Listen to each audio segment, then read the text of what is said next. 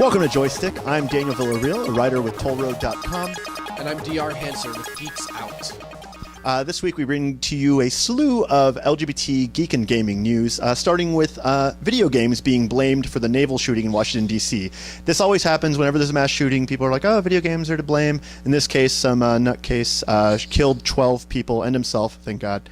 And now everyone's, oh, video games are to blame. DR, what do you think? Well, there was also that shooting in Nairobi, that huge mall massacre that happened. I think like 43 are dead, and it's very sad. Our hearts go out to the families and the people that are affected by this. But the idea that video games are to blame for this is just a myth. And it's disgusting. As a gamer, I'm really offended by that. Well, you know, it's silly because when you think about it, there's violence everywhere. There's violence in TV and movies and in advertising and in real life and on the news, you know. And so it's like, why blame video games specifically? Why video games? I don't understand that. Who has the hard-on for hate against video games? In places like Japan and Europe, where they still have these violent, you know, first-person shooter games that are being blamed for this, people aren't having mass shootings there. Is it because we have such a boner for the Second Amendment? The need for a gun, I think, is so archaic. There's no need in this day and age to have a gun, I don't think. Wait, but they'll say, people who criticize that will say that in Japan and in Europe you have a lot of mass stabbings because you don't have the same sort of gun. Like, does that hold up? Not at all. The amount of damage that you can do with a knife in 5 minutes pales in comparison to what you can do with a semi-automatic, which is what we sell here at a Walmart. Yeah. Are you kidding me? The pundits say they want to have a register for video gamers to see what games they're playing and how long they're playing them, and they're totally not looking at the point of let's have a register of guns, how many bullets they're using, what guns they're using. That is completely backwards thinking in my mind, and I just don't get it. Let's have a registry of how many movies you're watching or how much news you're consuming. What movies we're watching. NC-17 for the sex offenders. Let's just go completely balls out to the wall here. And this idea that like video games are to blame, if that were the case, like wouldn't there be like millions of Farmville players like actively raising and cutting crops, you know, or like... There's not Mario Kart people throwing banana peels out on 75 in Texas.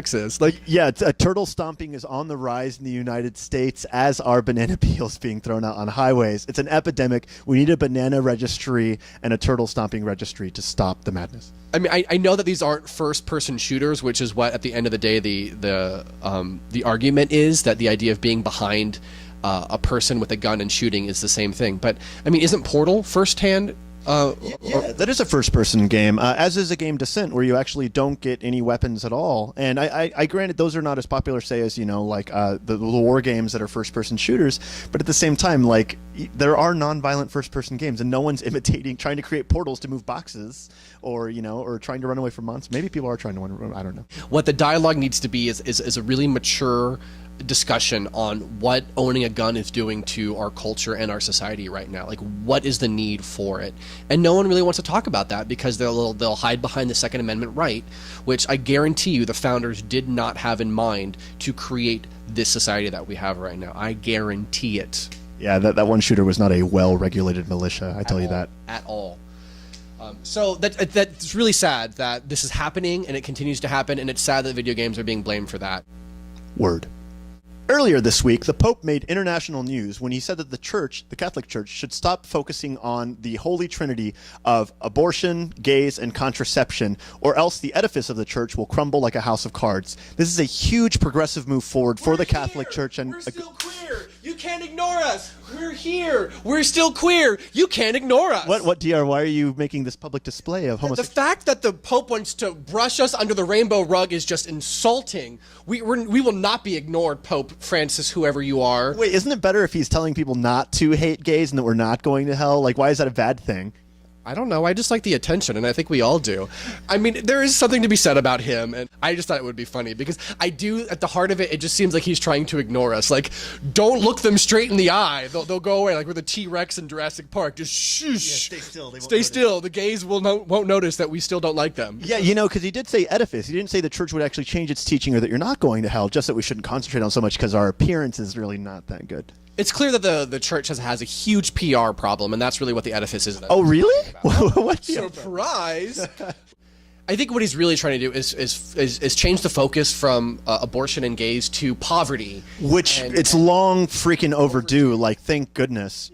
What's funny though is this is really a progressive step in a papacy that's become increasingly technological. If you remember, the last pope, who actually resigned underneath gay scandals, actually set up a Twitter account using his iPad, and that was considered like a huge revolutionary deal. What other technological advancements have been made in the papacy? The use of the Pope mobile, the Pope flying. Like a flying pope. Is that like the flying nun with like Gidget and Sally Field and all that? Yeah, and just keep in mind that all these technological advances happened in the 1960s. There's a huge 40-year gap.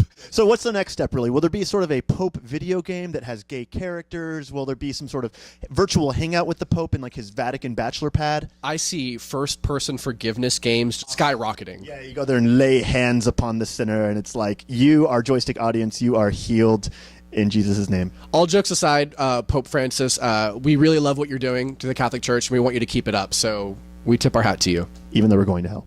True. This week, the Louisiana State Wrestling and Boxing Commission basically said that women who've had breast implants cannot compete in mixed martial arts competitions because their boobs might get injured. Keep in mind, this is not concern over what happens to a woman if a saline boob gets busted inside of her chest. It's concern over the breasts themselves, because corrective surgery over a breast implant would be a lot to pay for, it'd be really expensive.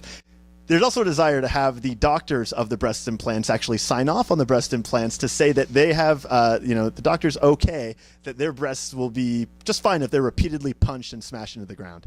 Why is Louisiana even talking about this right now, Daniel? I tend to believe that I think actually someone had their... Did a boob explode? I think a boob explode. It must have. Why would... I'm sorry, I'm not trying to laugh, but it's just the mental image of that is hilarious. And this whole thing where are we drawing the line? Well, what about men who have had like penile implants or like pec implants? Like, are they involved in this? Because, that there's some trans fighters out there, as we know. This may very well become an issue, Look at Mortal Kombat and Street Fighter. All of those ladies have had work done. We know that, yeah. And yet they can still fight. Yeah, Katrina, Melina, we know your sisterly secret. Genetics, my ass. Those are really nice cha-chas. Though this does open up a new door for fatalities or breastalities. Ooh. Just boobs exploding. But at the end of the day, the fact that the concern is over an artistic expression of a doctor's breast implants and not on, say, the health of the woman, or the fact that this conversation hasn't come up in, say, football. When brain injuries, our brain's not as important as breasts. We live in America. We know they're not. But I'm just saying, are they not? It does. It really takes the conversation to the next level of what are we talking about in terms of health, safety, and breasts. Yeah, and like bodily ownership. Who owns your titties, really? Yeah. Do I sign over the right if I get a pectoral implant or a penile enlargement? Does that mean that body part now belongs to the doctor I gave it to? Because no, that's mine. I'll whore it out where I want to whore it out to. Are you saying that you haven't had a penile enlargement? Cut. The government of Turkey recently banned the mobile hookup app Grindr from the entire country under what they're calling a public safety protection measure or something. There's been no additional details. Grindr's trying to get the app back online. But what's going on? What is this public safety thing? Well, the fact that they haven't given any more details just means that we all get to speculate what that means. But part of me wonders if it's also to maybe stem anti-gay violence, which we know has been on the rise through people setting up fake online profiles to lure gay men in and then basically either torture or kill gay men. This has been happening in Saudi Arabia, I believe in Syria, and also now in Russia. That's absolutely terrible. Not to paint Turkey with a overly anti-gay brush, it actually is the first Muslim majority country to actually have a pride parade. Their first one was in 2003, and there were only about, I think, 30 participants. Their most recent one in 2013 had a count of over 100,000 participants. That's a huge deal, and a really influential region. Also, other gay hookup apps haven't been banned there, which is weird. That's right. That's weird. So, maybe they just hate Grindr because the owner is a Jew. I don't know. I'm completely guessing. The first thing that came to my mind was maybe this is as an attempt to lower the rising rate of HIV that's happening in Turkey right now. The idea that any of these public social media apps where sex is a likely byproduct between two men is the idea of a need to clearly state your HIV status. You go to any type of place to get services for it, you have to prove your HIV status to get medication support and health care. The fact that we're not having that same idea in terms of playing with each other, I think is really a detriment to who we are as a community. I think that the more people that come to own it and are proud of their status, the rate will start to drop substantially. It's interesting because I think actually on Grindr there's no place where you can list your HIV status. It just says whether you always play safe, sometimes never. A lot of guys will actually add like a little plus or negative symbol in their profile name or their text, and so it's weird because they seem to have kind of a weird relationship with HIV. They do fundraisers and occasionally, awareness announcements on their app to let you know, but otherwise, why the silence around HIV? But we really need to know what's going on. Yeah, 2 steps forward, 3 steps back. But Turkey, we're with you, and we hope that Grindr can come back because, I mean, those guys are hot. And lastly, we'd like to remember the passing of Nintendo founder Hiroshi Yamauchi, who passed earlier this week. A lot of quotes from his peers stated that he was a visionary in the video game field, which I think is obvious to anyone who grew up playing Nintendo games. They also talk about how he saw the industry in a very different way, and that even went so far as beyond the actual gaming into how games saw transgendered. 1988 brought us Birdo. Super Mario Brothers Part 2, the egg-shooting villainette? Exactly. We don't know.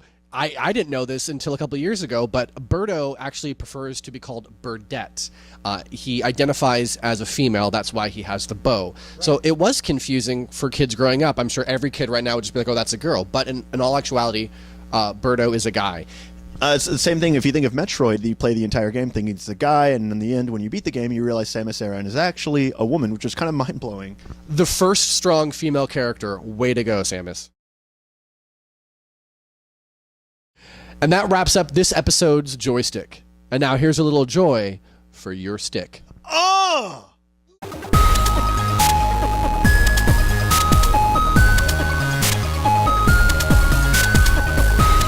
Prestality, you win.